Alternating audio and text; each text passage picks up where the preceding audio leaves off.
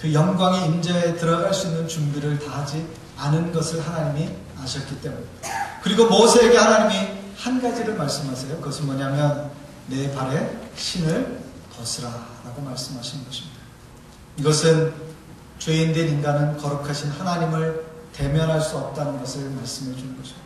하나님의 영광의 빛에 비침을 받았던 사람들마다 성경 가운데 분명히 기록해 놓기를 그들은 하나님의 영광을 만났을 때 기쁨과 감사와 감격이 넘치기 전에 먼저 두려운 마음이 들었어요. 왜요?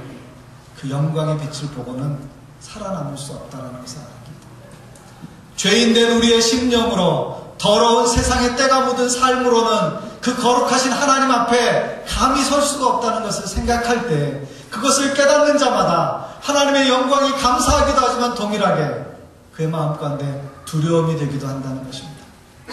왜냐하면 죄는 하나님과 사람 사이에 간격을 만들었기 때문입니다. 거룩하신 하나님은 우리를 사랑하시지만 동시에 그 거룩하심을 지키시기 때문에 그분은 우리 안에서 그 거룩함이 회복되어지는 것을 먼저 요구하신다는 것입니다.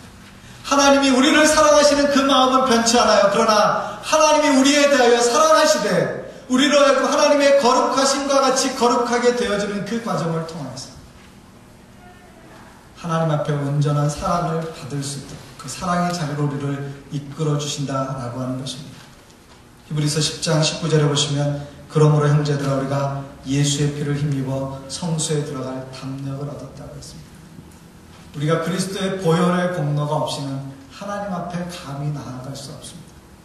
원래 성소에는 휘장이 있었습니다. 성소와 지성소 사이에 휘장이 있었어요. 그래서 그곳에는 아무도 함부로 들어갈 수 없는 곳이었습니다. 제사장이라 할지라도 그곳에 들어가는 것은 아무에게나 허락된 일이 아니었고 아무 때나 갈 수 있는 것이 아니었습니다.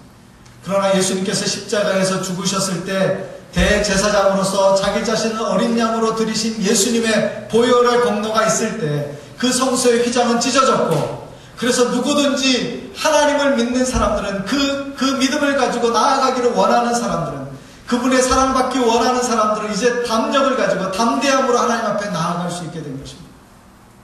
그렇게 되기 위해서 반드시 필요한 것이 뭐냐면 우리가 회심하는 회개하는 자리가 필요하다는 것입니다. 왜냐하면 하나님이 계신 곳은 거룩한 것이고 하나님의 거룩하심은 다른 것으로부터 결코 훼손되어질 수 없는 것이기 때문에 하나님은 구약에서 질투하시는 하나님으로 묘사되어지게 돼요. 하나님의 영광, 하나님의 거룩하심이 누군가로부터 훼손되어지는 것을 하나님은 참지 못하십니다. 그래서 그 거룩함과 그 영광이 훼손되어지는 곳에는 하나님이 질투로 나타나신다는 거예요. 그러므로 하나님 앞에서 우리가 설 때 우리 자신이 그분의 거룩하심과 같이 거룩하게 되어지기를 소원하는 간절한 마음이 있어야 한다는 것입니다. 그래서 오늘 출애굽기 3장의 말씀에서는 내 발의 신을 벗으라 라는 말로 표현합니다. 내 발의 신을 벗으라. 여호수아 5장 15절에 보면 여호수아가 요단강을 건너서 길갈에서 할례를 행하고 이제 여리고 성을 앞두게 되었을 때 하나님의 군대 장관을 만납니다.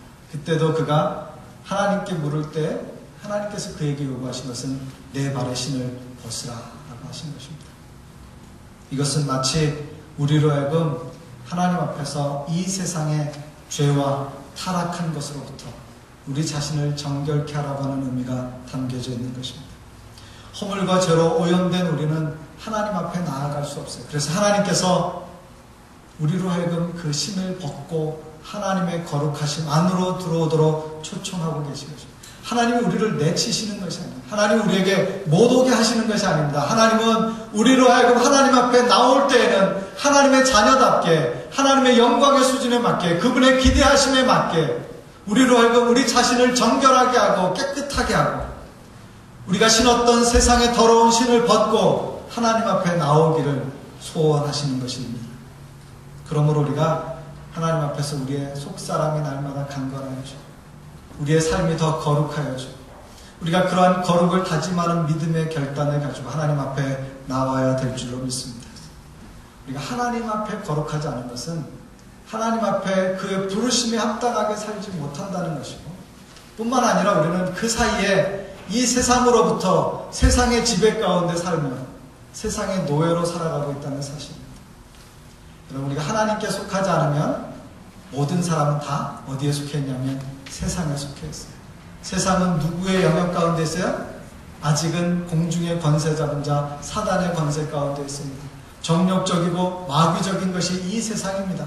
이 세상에 속해 있는 사람은 하나님의 거룩하심에 들어갈 수가 없어요. 그래서 우리가 이 세상을 떠나서 하나님 앞에 들어가기 위해서는 이 세상에 속했던 신을 벗는 거룩한 영적인 결단과 새로움이 요구되어진다라고 하는 것입니다.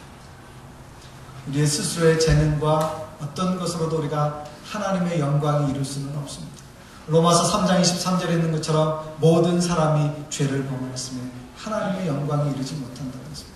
우리 중에 어떤 사람들은 다른 사람하고 비교해 봤을 때 내가 좀 더 나은 사람이라고 생각할 만한 것이 있을 수 있어요. 더 많이 배웠거나 더 많은 것을 가졌거나 더 많은 경험을 했거나 더 세상 사람들이 보기에 어떤 흠모할 만한 것을 가질 수 있습니다. 그러나 이 세상에 천하 없는 것을 가졌다 할지라도 하나님의 영광의 수준에 이룰 수 없기 때문에 우리가 하나님 앞에 나아갈 때는 세상에 속한 신을 벗음으로 우리가 하나님 앞에 속했다는 것을 표현하고 나아가야 한다는 것입니다.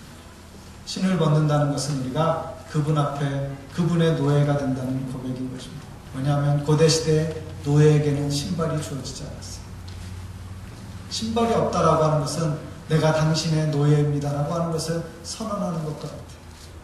하나님은 모세로 하여금 그 하나님의 거룩한 존전으로 들어오게 될 때 그의 마음 가운데 그 마음을 가지고 들어오도록 그를 격려하고 있으셨던 것입니다. 거룩하신 하나님 앞에 마땅한 경외와 경배를 드립니다. 예수 그리스도 우리의 중보자 되신 그분을 따라 우리가 믿음으로 걷는 걸음이 되어야 할 것입니다. 그러므로 여러분의 과거가 어땠든지 그 과거를 하나님 앞에 영광스럽게 사용하실 수 있기를 여러분이 지난주에 나눈 것처럼 현재 하나님 앞에서 매일매일을 새롭게 하는 거룩한 결단이 있어서 우리의 남은 생애가 하나님의 영광을 나타내는 삶이 되기를 바랍니다. 우리 자신을 포기하고 순종할 때 하나님의 영광이 나타납니다.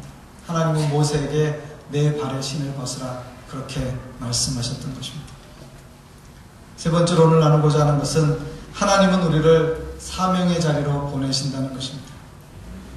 3장 9절 말씀에 하나님께서 모세에게 이러한 얘기를 다 하신 뒤에 3장 9절 말씀 이렇게 말씀하십니다. 이제 가라 이스라엘 자손의 부르짖음이 내게 달하고 애굽 사람이 그들을 괴롭히는 시대도 내가 학대도 내가 보았어요. 하나님께서 모세에게 그 신발을 벗게 하고 하나님의 임재 가운데 들어오게 하신 뒤에 그를 통해서 이루실 일들에 대해서 말씀하시고 그에게 사명을 주어서 보내시는 것입니다. 그에게 이렇게 말씀하시는 거예요. 이제 가라.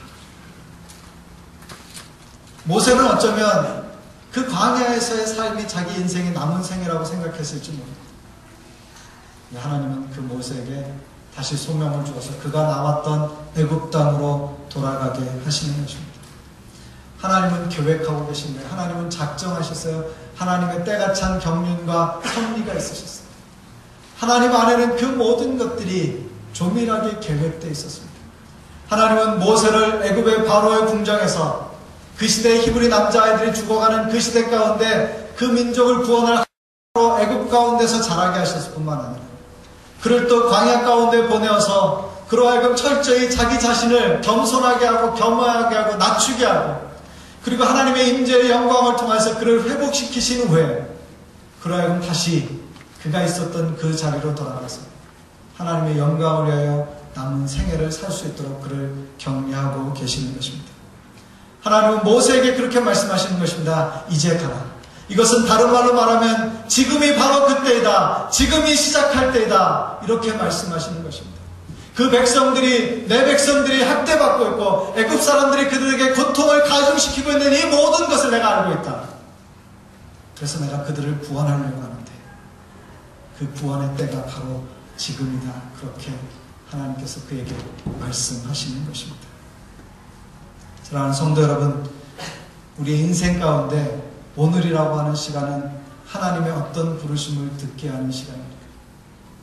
오늘 우리가 밴쿠버라고 하는 이 도시에 사는 것은 하나님께서 우리를 향해서 어떤 소명을 주시는 자리이기에 우리가 오늘 여기 있는 것입니다. 하나님이 이 시대 가운데 그리스도인으로서 하나님의 백성으로서 새로운 교회를 시작해서 함께 연합하게 하신 것은 하나님의 어떤 시작일까요? 어떤 뜻과 어떤 계획이 있으십니까? 그것은 공동체적으로도 우리가 발견해야 될 하나님의 뜻입니다. 그 안에서 각자가 또 하나님 앞에서 발견해야 될 하나님의 뜻인 줄로 믿습니다. 하나님은 무언가를 계획하시고 그분의 영광을 위하여 그분의 거룩하심을 성취하기 위하여 이 땅 가운데 그분의 일을 행하시는 그 시점에서 우리를 여기에 보내시고 우리에게 부름을 확신하게 하시고 우리에게 사명을 새로 일깨워 주시고 우리의 10년 가운데 새로운 부흥의 역사를 이루시고 그리고 그분이 우리에게 이렇게 말씀하실 것입니다. 이제 가라. 우리가 가야 할 땅은 어디입니까? 우리가 가야 할 땅은 이 생명을 갖고 있지 않은 사람들에게 그겁니다. 밴쿠버의 한인들만 해도 얼마나 많은 사람들이 복음과 상관없는 삶을 살고 있습니까? 하나님의 말씀을 제대로 듣지 못하고 반응하지 못한 사람들이 너무나도 많이 있어요. 우리의 이웃 가운데도, 우리의 친구 가운데도, 우리의 주변 사람들에게도 그런 사람들이 있습니다.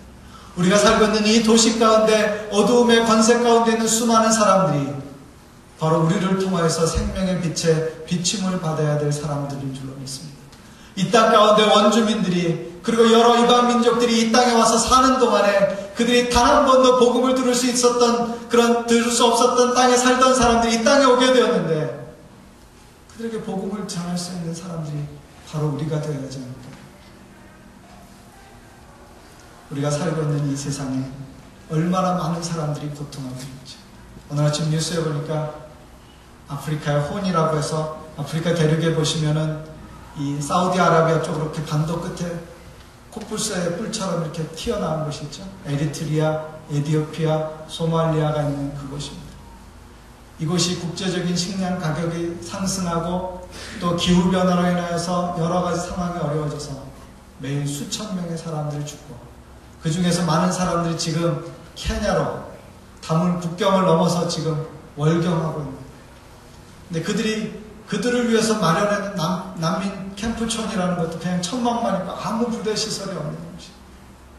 그곳에서 그들은 피난민처럼 자루 하나 들고 와가지고 거기서 살아가고 있고 아이들이 영양실조로 죽어가고 여자들이 죽어가고 강간당하고 또 군사적으로 위협을 당하면서 그들이 살아가고 있습니다.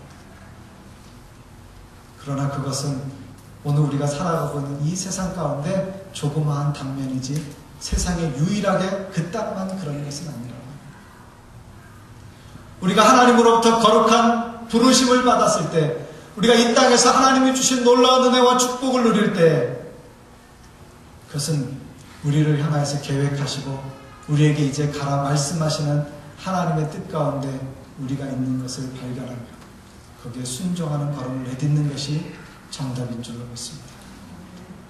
우리를 보내셔서 이 땅 가운데 구원이 필요한 사람, 사랑이 필요한 사람, 생명의 빛이 필요한 사람, 도움이 필요한 사람, 누군가의 간절한 기도가 필요한 사람, 누군가의 따뜻한 위로와 격려가 필요한 사람, 이 땅 가운데 하나님의 나라와 그 영광을 회복하게 하여 함께 서야 될 그 사람, 그 사람들을 부르도록 우리를 보내시는 주님의 음성이 있으신 것을 저와 여러분이 들으시고 겸손하게 응답하실 수 있기를 바랍니다. 우리가 새로운 교회로 모이면서 우리가 새로운 인생이 되자 새로운 신앙을 갖자 강조해서 반복해서 말씀드립니다. 거저가는 그런 인생 아니고 거저 모이는 교회 되어서는 안 될 것입니다. 우리가 지금까지 신앙생활을 하면서 적어도 예수 믿는 것은 이런 거야 라고 말할 수 있는 그것을 오늘부터 우리의 삶에서 실천하고 적용하실 수 있기를 바랍니다.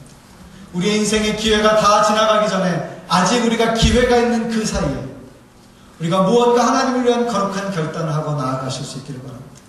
영적인 초보를 벗어나서 이제는 성장과 성숙의 길로 새로움의 길, 변화의 길로 나아가셔서 보내시는 그곳에서 주님의 영광을 위하여 쓰임받는 저와 여러분이 되시기를 주님의 이름으로 기원합니다.